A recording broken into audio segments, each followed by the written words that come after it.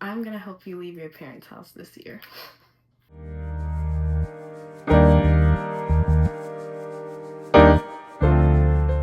Today, I'm going to give you some tips on how to get your first apartment, or if it's not your first apartment and you're living with your parents, you've had an apartment before and you're trying to transition back to living on your own again. I'm going to help you get your first apartment, tell you what you need to do in order to make that a reality. So let's get into it. So first, don't rush the process. Now, this is not going to be the case if you are in a situation where you need to rush the process, where it's a toxic environment and you have to go now, or you're getting kicked out. Then this does not apply. But if it's just mild annoyance at your living situation, then don't rush the process. Save as much as you can, stay where you're at for as long as you can, and until you fully feel ready. Don't rush it because it is not easy. It's not impossible, but there are some challenges that come with it. So the more you can save, the better. Now, how much do you actually need in your savings? Now, I like to have a lot of money in my savings. I always have, but I would say about 5,000 is a good standard. Once again, if this is an emergency and you need to go right away and you have something stable, a job where you know you'll get paid, then have enough for the not the down payment, the deposit and first month's rent and anything else you need, maybe an extra $500. But ideally, if you can take time during this process, I would say about 5,000. Some people will tell you like these crazy numbers that you have to have saved up, and that's not always realistic. Especially some people may live with their parents, but they still have to pay rent or they still have to pay their car note. So save up as much money as you can. Really, it's about what you feel comfortable with. If you feel like 5,000 is enough, or 2,000 is enough, or if you feel like you need 10,000 in order to feel comfortable, save what you need in order to feel comfortable living on your own, because you don't want this experience to be, it's going to be stressful. Moving is always stressful, but you don't want to add more stressors onto that, especially now you have a big expense. You also want to make sure you have a stable job, even if it's not the job you want, or even if you're kind of cutting it close with the expenses, you still want to make sure you have a job that you can make money at. It does not have to be anything crazy. You can even be a server and you can still make enough money to live on your own. So just make sure you have a job where it is somewhat stable, where you're getting the hours you want, and where you feel like right now you could pay for rent and still be okay. You wouldn't be getting evicted, because it doesn't make sense to get the place, but you can't afford to stay in it. How much of your money needs to go to rent? People will tell you 30%, and ideally, yes, the less money you're spending on rent out of like your total income, the better. But like I said, the economy we're in right now, that's not always realistic. I would say 50%, you could still be okay. And not even okay, you could still live decently. So I would say 50% is, if you have to stretch it, that's totally fine. That means you can get, if you make about $2,400 a month, you can get a place for 1,200. If you can get to 30%, because, and the reason I say it's not realistic is because if you don't make as much money and you're trying to do 30% of your income, and let's say 30% of your income is $700, you're not going to be able to get a place on your own unless you get a roommate, which I'll get into that too. That's always an option. You also have to remember, when I say make sure you're comfortable with the amount of money you're making and make sure you can pay everything, it's not just rent you're going to be paying. You're going to be paying for your electricity, water, it depends on the apartment complex and what is included, but there's always extra stuff. There's always extra stuff that's included in that. So and when you're estimating this, look at the average and round up rather than down, because you rather guess over than under, if that makes any sense. Also put in your other expenses, like if you have a car note, insurance, all of that stuff. Make sure you are calculating that.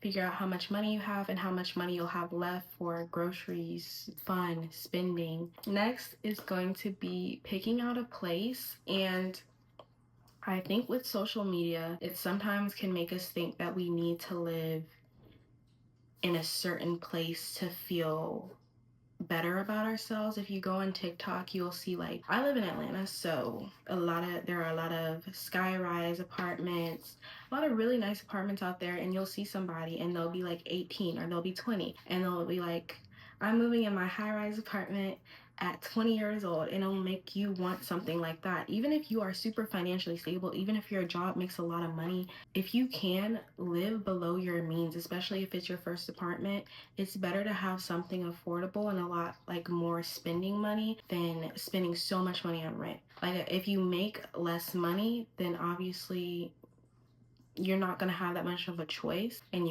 most of your money will go to rent. But if you do have a good job right now, you don't have to live in a luxury complex. You can find something nice that's also affordable. I use Apartment Lists to find my current apartment and some of the other ones I've lived at before in the past. But Apartment List is a good resource. You put in what you want and make sure you know exactly what you want. For me, one of my non-negotiables was I needed an in-unit laundry. I don't want a shared one with everybody else in the apartment, and I don't want to have to go somewhere to wash my clothes. So I made sure when I did Apartment List, I made sure I added in-unit laundry. I'm also trying to work out more. I'm trying to be more healthy, so I also wanted a place with a gym. Apartment List is good because you can put all the things you want, all the qualifications you want, and you're not wasting your time finding a place that looks nice, but then you find out it doesn't have the things you want.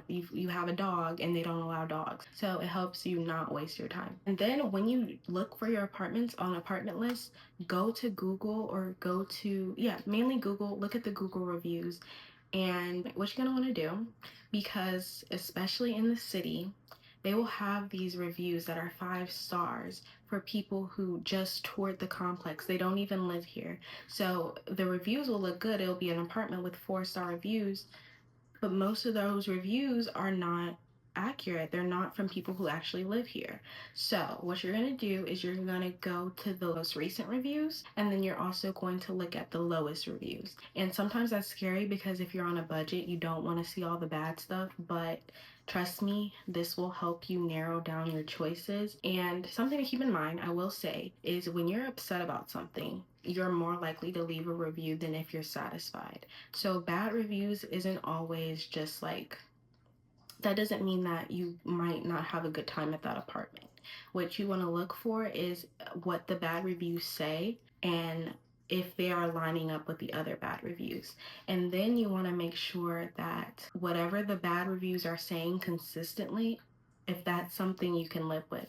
So for me, I know if all of the reviews are saying that there are roaches everywhere, if there's a rat infestation, if there's a mold in a lot of the units, if that is consistent amongst all of the reviews, that was an immediate no for me, because that means I'm gonna have that problem.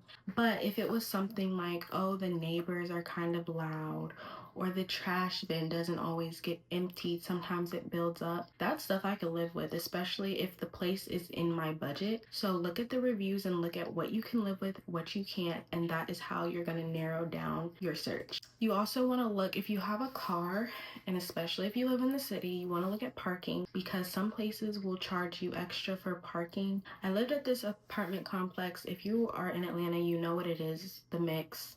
I don't recommend it, but their parking when I lived there was ridiculous. I think it was like $150 a month, and they were raising it to $200. So, and you'll figure this out once you go tour. So make sure you're touring the apartment that you're interested in, because one, they might have really nice pictures, but it doesn't look that way in person. And then two, you find out about all the fees. You find out about how much if water is included, if it's metered or what they're charging for it, if trash is like an extra fee. So make sure you are looking in person as well as online, because their job is to make the apartment look good. So you need to see it with your own eyes, and you need to be able to ask questions about certain things and additional fees. I also recommend looking at the neighborhood, seeing what it's close to. If it's close to grocery stores, you kind of want to live close to where you work, because It's a headache having a long commute to work. Where I work right now,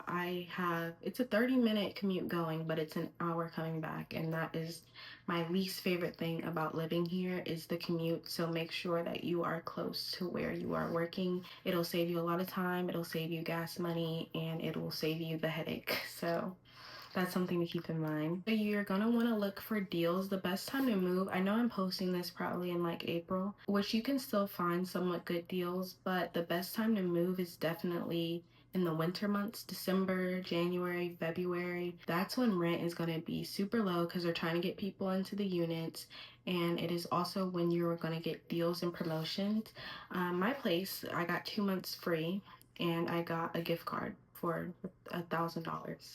So there are sometimes really good deals, especially if you're looking to save money, or like your job, you don't get paid as much right now, but you're looking to moving to something that pays more. You can use the 2 months free. It's not going to be just 2 months free. They'll split it over a period of months, but it's still a good little discount. It helps save you some money. So wherever you can save money, especially your first place, I definitely recommend it. Now, here is the hardest part in my opinion, and it is getting approved.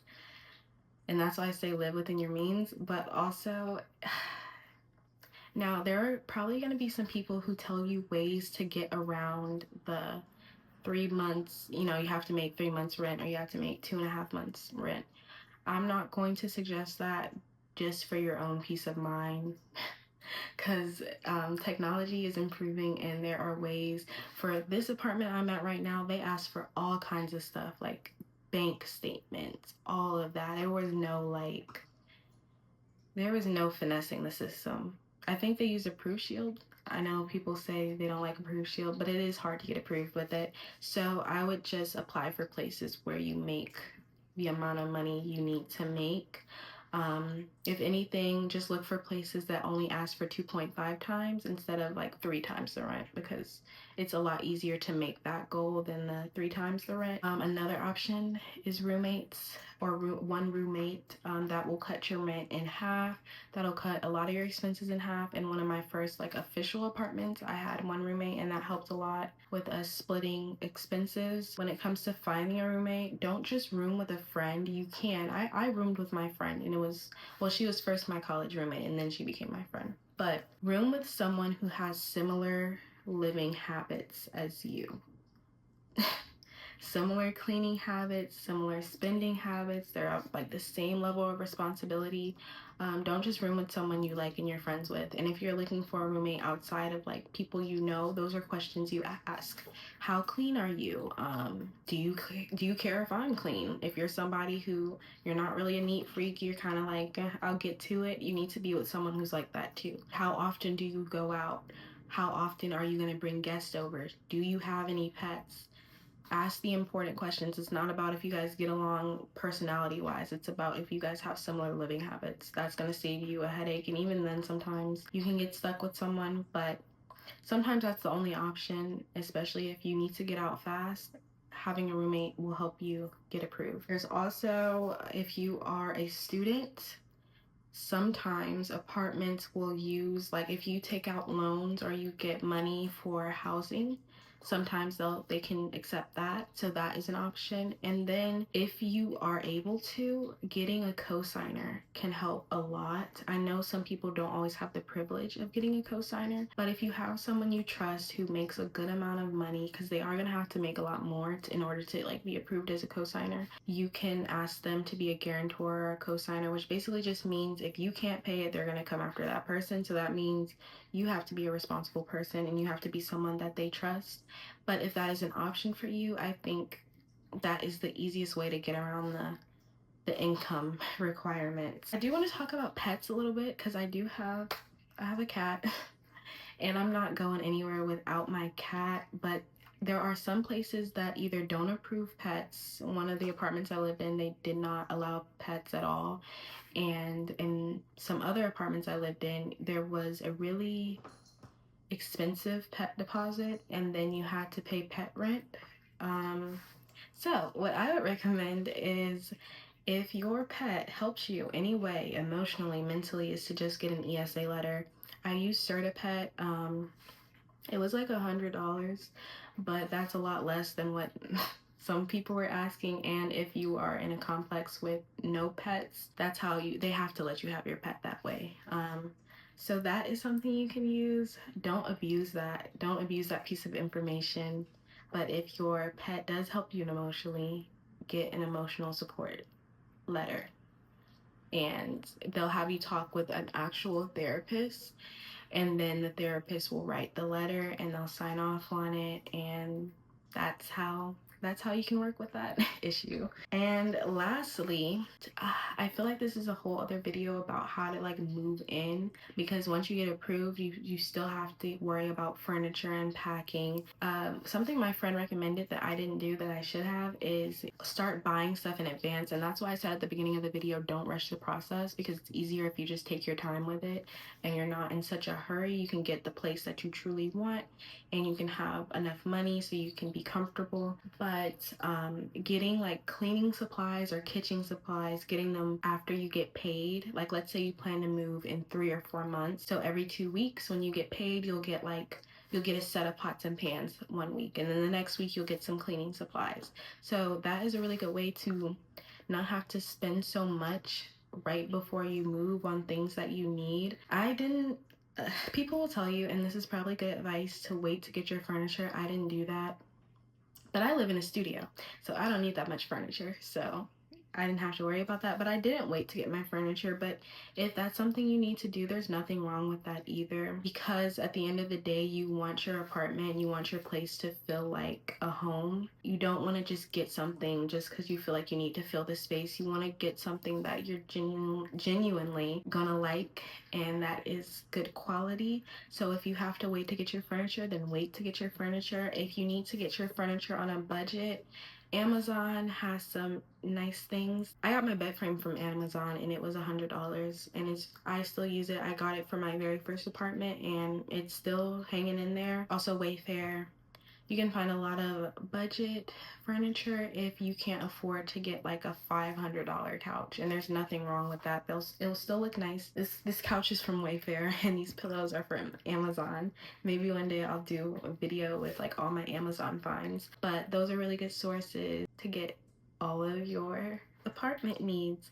Anyway, that is the basics of how you can get your first apartment and what you need to do. If you have any more questions or advice for people, just feel free to leave it in the comments, and I'll see you in the next video.